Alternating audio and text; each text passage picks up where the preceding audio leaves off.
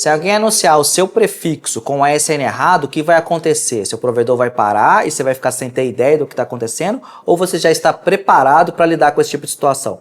Sou Renato Ornelas, fundador e CEO do OpenX, e hoje vamos falar novamente sobre RPKI. A gente fez recentemente um vídeo aqui no canal onde a gente explicou como você faz para configurar lá dentro da interface do registro BR para você fazer a assinatura dos seus prefixos, para garantir que somente você com seu AS e aquele comprimento específico consiga anunciar os seus prefixos.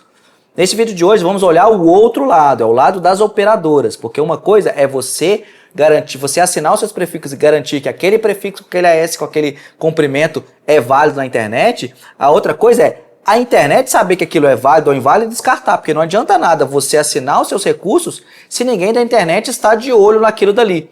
É equivalente a, por exemplo, não adianta nada eu chegar a assinar um documento no cartório para fazer o reconhecimento de firma se o outro cara nem sabe que precisa de reconhecer firma, ou ele vai ignorar se a firma está reconhecida ou não. Então, o RPKI é como se fosse o cartório digital dos anúncios BGP. Então, tem alguns componentes que são necessários para fazer essa validação. Então, dentro do nosso roteador, a gente tem que fazer uma conexão com o validador de rotas. O que o validador vai fazer? Como a gente falou no outro vídeo, o ROA é aquele prefixo ASN e comprimento assinado digitalmente. Então, ele vai juntar todos os ROAs e entregar de uma forma que o roteador consiga consumir aqueles dados. Então, o roteador vai comparar as rotas que ele está recebendo pelo BGP com as informações que estão no validador e vai ser capaz de decidir se ele vai aceitar aquelas rotas ou não. E aí o primeiro passo é o seguinte, quando eu receber uma rota, eu vou comparar com o validador, eu vou ter três possíveis cenários. O primeiro cenário é que aquela rota ela é válida. Quando que ela vai ser válida? Quando aquela rota ela existe no validador, com aquele ASN e naquele prefixo, daquele comprimento que eu esperava. Quando eu falo comprimento, é o /23, /24, /22, que é o tamanho do prefixo. Lembra que quanto menor o comprimento, maior é o tamanho do bloco. Então, por exemplo, um /24 tem 256 IPs, um /22 tem 1024 IPs, etc. Então, o validador ele vai ser válido quando casar todas essas três informações, o prefixo, o comprimento e o ASN. Por outro lado, ele pode ser inválido. Pode ser inválido se uma dessas duas informações não baterem. Então, por exemplo, imagina que eu recebi um /24 do ASN da operadora XYZ, só que a operadora fez um ROA que ela só anunciaria até /23. Então, se eu receber um /24, por mais que esteja com o ASN correto, aquela operadora ela assinou digitalmente falando, olha, só vai existir na internet até o /23. Então, se alguém fez o /24, tem alguma coisa esquisita acontecendo. Pode até ser que foi uma negligência da operadora ou pode ser algum agente mal intencionado, mas é exatamente para isso que existe o RPKI, que é para proteger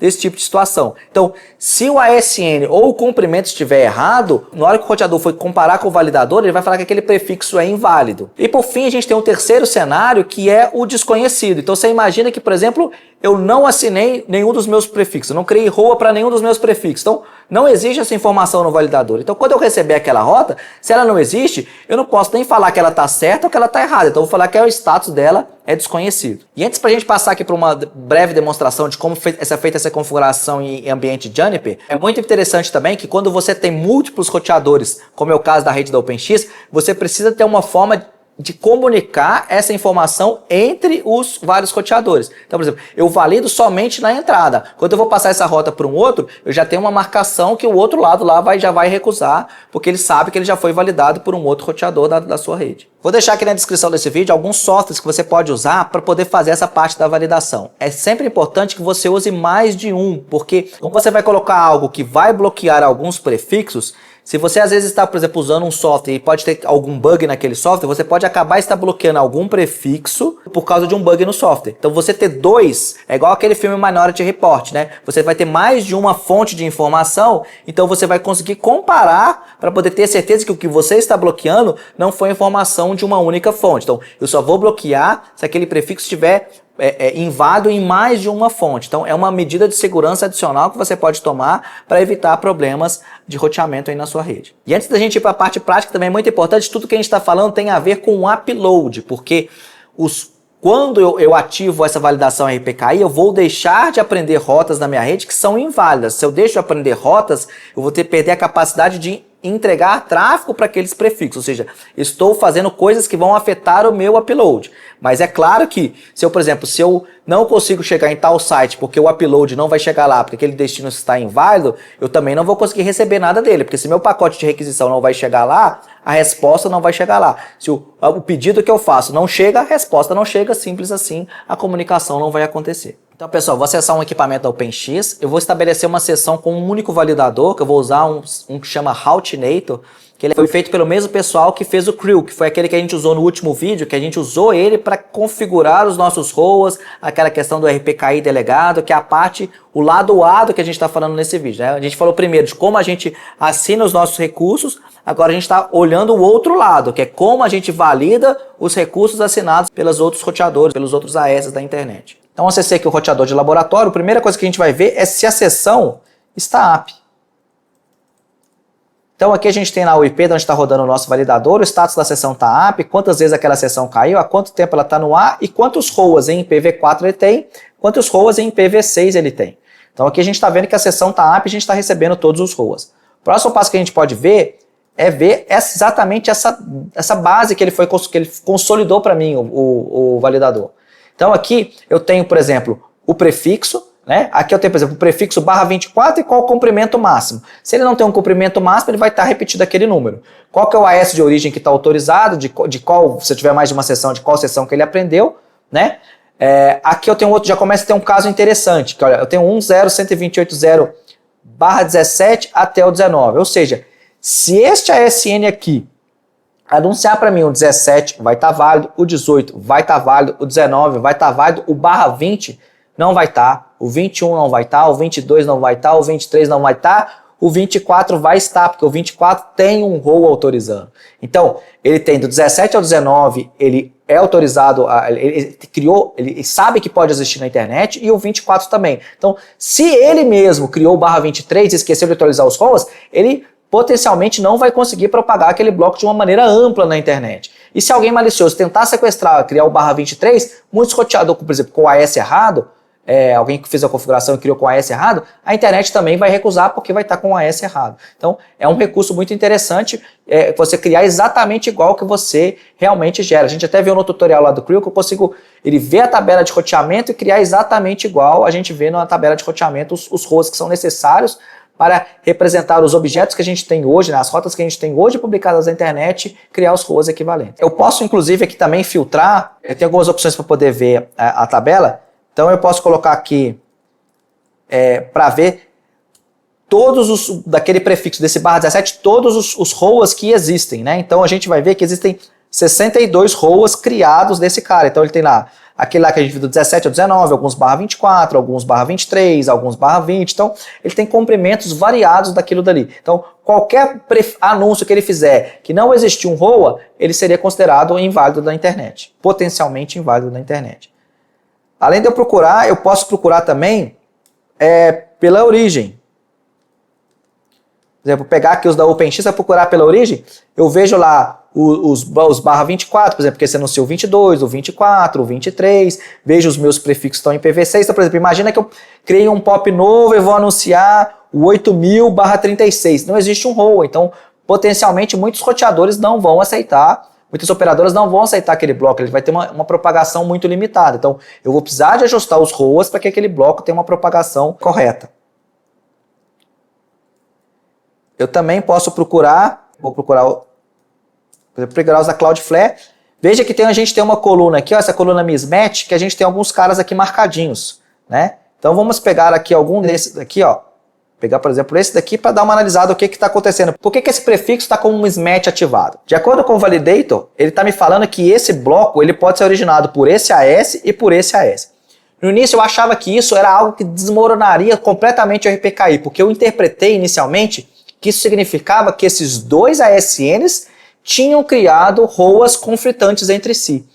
Aí eu parei para pensar e analisar com mais calma e depois eu entendi o que está por trás disso, e que na verdade algo que eu achava que era uma vulnerabilidade do RPKI, na verdade é mais um passo na direção da segurança dos seus próprios blocos. Então o primeiro ponto é que eu estava completamente equivocado sobre duas entidades gerando o ROA. Na verdade, imagine que o detentor desse prefixo seja esse ASN, então o que isso aqui está querendo dizer é que ele pode originar esse prefixo, mas ele também está autorizando a Cloudflare a anunciar. Então não é porque tem 2 que virou a casa da mãe Joana. Significa assim, dos dezenas de milhares de ASNs que existem em produção no mundo, significa que somente 2 podem anunciar. Se, por exemplo, o Google tentar anunciar esse bloco, a comunidade, os roteadores não vão aceitar porque ele não está na lista dos autorizados. Então, eu consigo coordenar e falar quais são os ASNs autorizados a publicar. Por mais que seja mais de um. Ele vai ter esse flag que é esquisito, porque tem mais de um, mas ainda assim é uma camada de proteção. E você pode estar se perguntando em qual situação esse uso teria sentido. Vou te dar um exemplo. Tem algumas empresas de mitigação de ataques da DDoS que elas fazem a mitigação sequestrando o bloco. O que é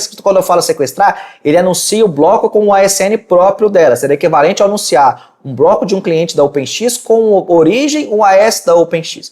Isso é muito comum, principalmente para operadoras internacionais. Então, se eu quero usar o RPKI, como que eu faço isso? Então, eu crio essa autorização para esses 2 ASNs, o ASN da empresa que vai fazer a mitigação e o ASN próprio dono do recurso de numeração. Então, você fazendo esse ajuste, você vai permitir que aqueles 2 anunciem e mais ninguém. No caso da OpenX, quando a gente faz a mitigação, a gente já usa o próprio anúncio que o cliente faz para a gente. O cliente que é responsável por garantir que todo o tráfego passe pela nossa mitigação. Tem algumas operadoras internacionais que elas geram esse anúncio, normalmente mais específico, para forçar que o tráfego passe todo por ela limpa e entrega o tráfego limpo, que provavelmente é o que está acontecendo aqui nesse caso que a gente está vendo. Então a gente viu a parte da validação, a base de dados, a gente viu todos os registros que estão criados lá dentro dele, então são todos os ROAs que existem lá dentro dele.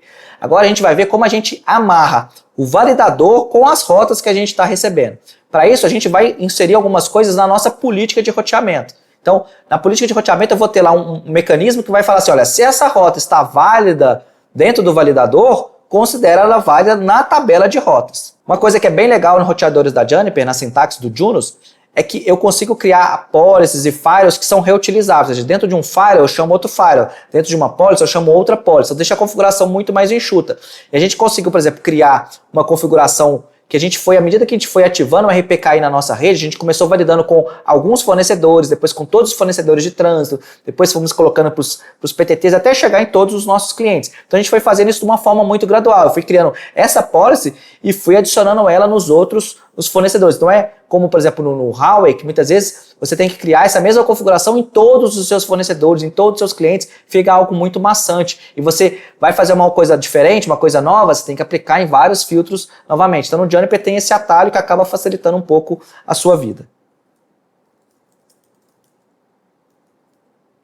Então a gente tem aqui essa policy que chama RPKI Check. O que ela faz? Né? No Juniper a gente consegue criar alguns nomes para o negócio, que é o nome do termo, né? Então, eu criei um termo que chama válido. Se aquela rota veio do protocolo BGP, se o status dela dentro do Validation Database está válido, então eu considero o status, vou alterar o status da rota para válido, ou seja, dentro desse roteador, na tabela de roteamento, ele vai estar válido, e eu vou criar uma community para marcar. Por que a gente criou essa community? No caso da OpenX, como a gente tem muitos roteadores de borda, eu precisava de uma forma de não precisar todos os roteadores da minha rede validar novamente a rota, então eu validei na entrada. Eu criei essa community ele comunica para os outros roteadores que ela já foi validada, ela foi considerada válida ou inválida, etc. Se a mesma coisa, se dentro do Validation Database ela está como inválida, ele vai considerar o status inválido e etc. E por fim, a gente tem esse aqui que é o desconhecido. Então imagina só, eu recebi um prefixo que não existe nenhum ROA criado. Se não existe nenhum ROA criado, eu não sei se ele é válido ou se ele é inválido. Simplesmente não existe. Então, por precaução, a gente vai marcar ele somente como desconhecido. Eu estou sabendo que ele é desconhecido. Na atual circunstância, estamos falando aqui agora do início de 2026. Neste momento, a adesão do RPKI não é massiva, não é tipo lá 99,9% das ASNs já usam o RPKI. Então, o padrão é que o que é válido a gente aceita, o que é inválido a gente nega e o que é desconhecido a gente aceita também. Em algum momento, talvez quando a gente tiver uma adesão muito grande do RPKI, a gente pode pegar os desconhecidos e passar a considerar eles como inválidos também. Em algum momento a gente vai pegar os que são desconhecidos e negar também, para obrigar que todo mundo use RPKI. Então em algum momento a gente deve chegar nisso, não é o que está acontecendo no momento. No momento a gente considera eles desconhecidos e vamos ver o que a gente faz mais para frente. Primeiro ponto que a gente pode ver também é que se eu pego para ver qualquer rota, eu vou ver que a rota aqui agora, o validation state dela está válido, ou seja, quando esse validation state está como válido, significa que essa rota, ele foi olhada lá na tabela de validação e foi confirmada que ela está ok. Então o status dela está ok. Eu posso colocar aqui, por exemplo, também procurar validation state unknown. Validation state unknown, então significa, por exemplo, ó, essa rota aqui, ó, esse 1040/24, com essa origem não existe nenhum ROA, nem com essa origem, nem com origem nenhuma. Então, se ela não existe, o status dela é desconhecido, né? Então, ele não sabe o que fazer. Posso procurar aqui também o que está com validation state inválido. Então, aqui a gente já pode observar que uma coisa interessante, não trouxe nenhuma rota que o status é inválido. Significa que na internet não tem nenhuma rota que o status é inválido? Não, muito antes pelo contrário. Por que ele não trouxe nada? Porque essas rotas não foram instaladas. Né? Elas não foram instaladas porque a gente configurou no nosso roteador para que rotas inválidas não sejam instaladas. E é uma coisa que talvez vocês devem ter percebido quando a gente viu aqui, não é aqui que ele está negando. A gente optou por marcar o status em um lugar e descartar em outro lugar. Porque, como eu falei, esse trecho aqui ele é reaproveitado em vários filtros. Se eu fizesse essa descarte aqui, significaria que o RPK estaria ativado globalmente ou não. Porque se eu marcasse aqui, por exemplo, nesse ponto aqui, que é para rejeitar a rota, ele rejeitaria a rota, seja de cliente, de fornecedor, de PTT, de qualquer lugar. Como eu marquei no lugar, eu posso descartar em outro lugar, então eu posso fazer isso de uma maneira muito mais granular. Então, por exemplo, marquei em todo mundo, mas eu quero descartar somente de operadores de trânsito. Eu vou ativar a parte de descarte somente no operadores de trânsito. Vou mostrar para vocês como é que a gente implementou, por exemplo, quando a gente faz um filtro de cliente. Então a gente tem um filtro padrão que a gente usa para todos os clientes, né? Então aqui a gente tem a parte, por exemplo, do black hole lá, que é o filtro lá que a gente recebe lá com o mente lá final 666. E esse filtro aqui é o que a gente vai chamar dentro desse filtro, que é o rejectinha, que vai ter o RPKI. Por que eu estou mostrando essa parte aqui antes? Né? Porque quando ele chamar esse outro filtro aqui, o que for aceito por esse outro filtro é o que vai ser recusado aqui. Então a lógica do outro filtro é o contrário. O que for aceito lá vai ser rejeitado aqui. O que for rejeitado lá vai ser aceito aqui. Porque o que for aceito nesse filtro, ele vai passar nessa cláusula then reject. Então, por isso que eu mostrei esse aqui primeiro, para vocês entenderem que a lógica lá vai estar ao contrário. Mas beleza, então aqui ó, os meus próprios prefixos eu não espero receber de clientes, então aqui vai estar com accept. Ele estando com accept aqui, ele vai entrar dentro desse filtro, então ele vai rejeitar essa rota.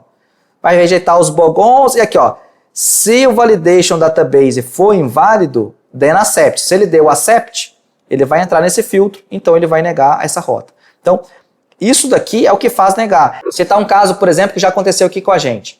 Um cliente, ele tinha o ROA criado somente até o /23, numa emergência ele precisou anunciar o /24. A gente até explicou para ele, olha, a propagação não vai ser 100%, mas pelo menos você vai sair do chão até criar o ROA e propagar esse novo ROA. Então, o que eu fiz? Eu aceitei no filtro do cliente aquele prefixo que ele estava mandando. Eu consegui desativar somente no cliente, não tive que desativar geral na caixa. Se eu tivesse colocado isso daqui direto lá no reject, direto lá no filtro RPKI check, funcionaria, mas funcionaria de uma maneira global na caixa e não somente no cliente. Então agora vamos ver, por exemplo, alguma rota que está inválida.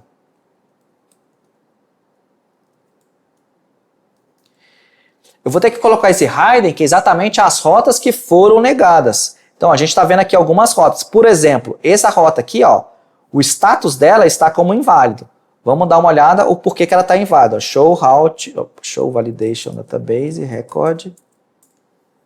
Olha lá, ele falou que anuncia somente o /19, do 19 ao 19. É a única coisa que ele anuncia. No entanto, até que o OS de origem está correto.